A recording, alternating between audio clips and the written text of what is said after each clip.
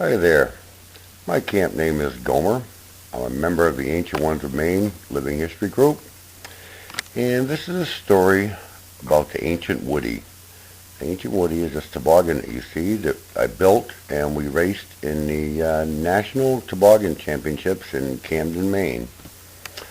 I'll go through the process of building it and show you the steps, and then a race at the end. It was a fun project, actually. This is where we went to. It was the Nationals in Camden, Maine on February 6th and 7th. It was cold on Saturday and warm on Sunday.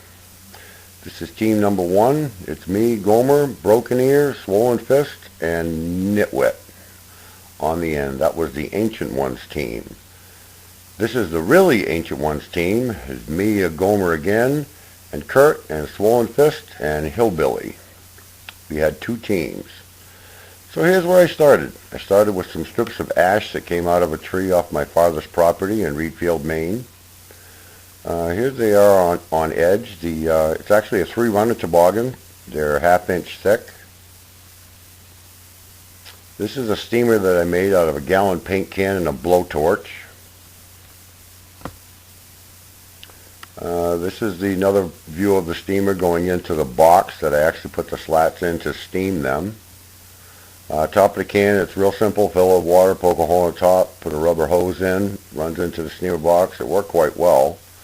This is a steamer box, just a plywood box with styrofoam on the outside with slots in it to put the slats in. And here it is in action. Steam rolling out.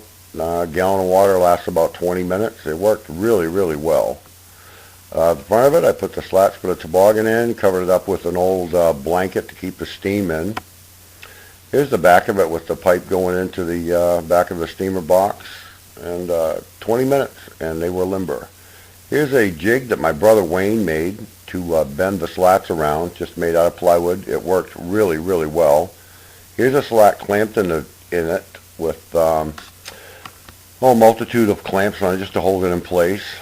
Just another view from the side. You leave it in there for about 10 minutes. And in 10 minutes, you take it out, and here's what you have. A perfectly bent piece of ash. This is half-inch thick, mind you. Hardwood. It worked extremely well. Here it is on the end, nice and straight. 7 more to go. Here's a little, what I call a resting box. It's just a box that I made to put them in to keep them, the curve the same until I get them all done. Now we start assembly. I actually used Gorilla Glue, glued all the slats down, used a number 10 3/4 inch steel screw. Just a side view from the side with the ends are all kind of ragged. They get trimmed up later, as I'll show you.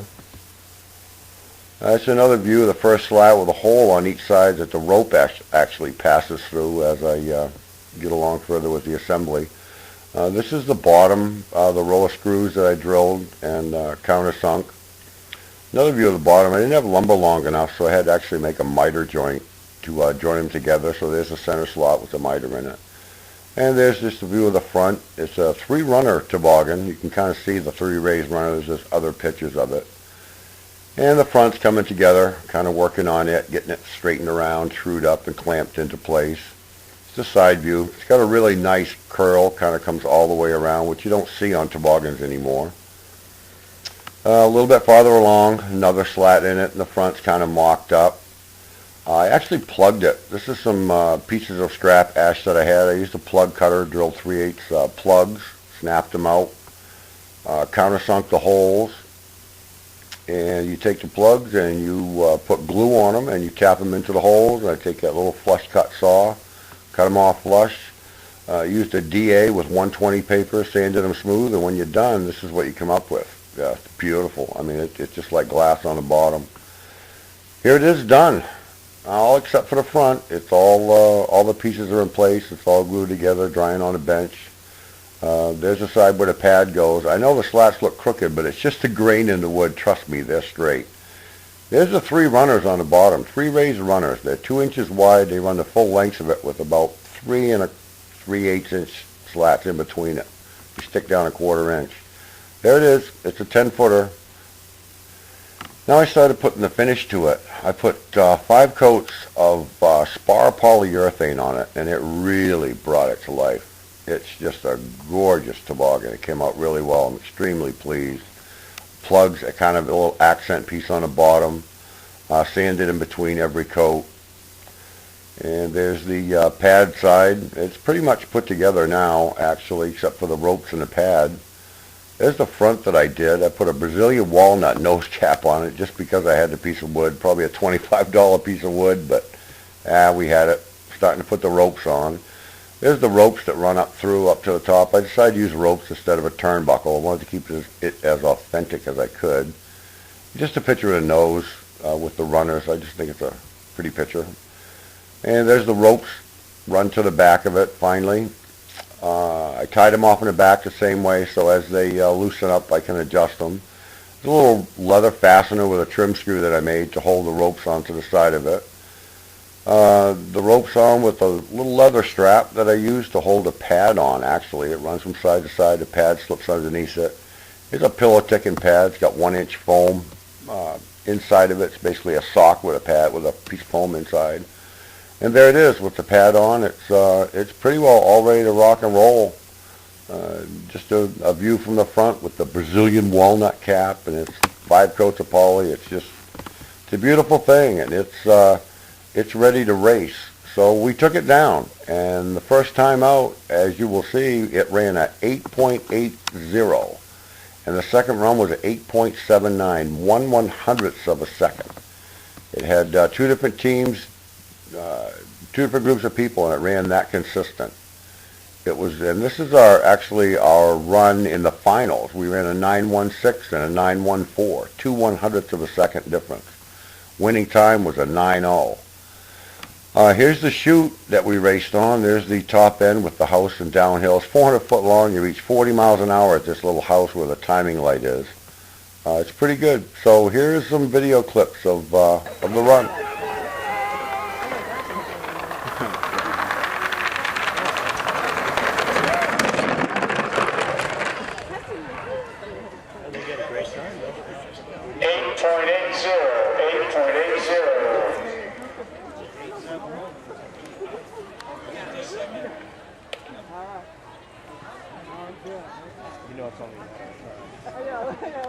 The scoreboard, and 172 sleds ran, and there we are. Mutter Madness? 880 and 879. Nothing's jumping out at me at all. Nothing. And you can see some of the other times. I don't know how late they... Unless it's a twisted tobogganers, but I don't think they'd go with that. And fortunately, we even beat these people. Awesome. That ain't hard. Here they come, the ancient ones, 273 from Tennant's Harbor, Maine. 893, good run. Even with all that facial hair, they had a good run. 8.93. And they're still going. And they're still going. And they're still going. And they stop. Ooh! Look at that! Look at that road rash! Casualty. Oh well. That's 100th of a second right there. Poor Gomer. That cost us 100th of a second.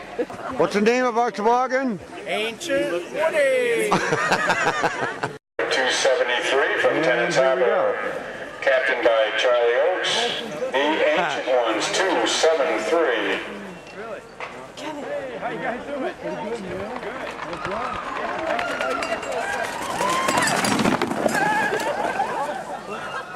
And there they go.